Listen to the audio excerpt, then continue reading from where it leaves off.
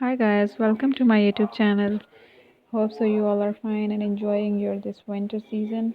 Today I am going to show you different patterns, crochet patterns regarding the crochet hats to look very cool and trendy. Crochet hat patterns are some of the first wearable projects that many beginner crocheters work on.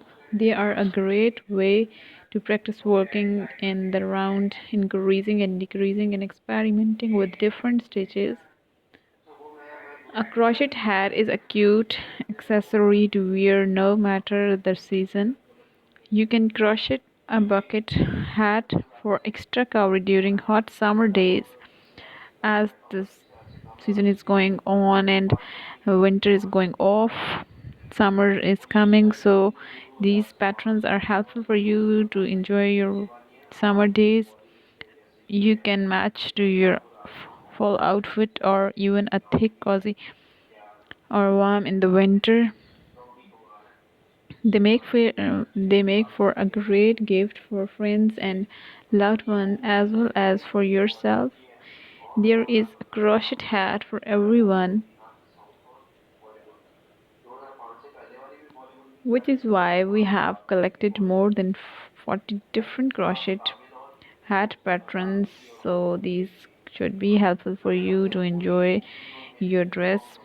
Crochet hats, whether they are a bucket hat or they are a bunny's hat, they will have the same basic parts in common. The ground, this refers to the topmost part of the hat. When working from top down, this is where your first round would begin. From here you would increase until you reach the circumstances that you want. On the flip side, it's a part that close when working vertically or from the bottom up. And the body part is the next part of crochet hat is body, which is between ground and the brim. This will look different depending on what it is you want to create. A bucket hat or a beret would mean that the body rounds will not have any increases or decreases. A beret would require to continue to increase and then decrease sharply to create the palette look like.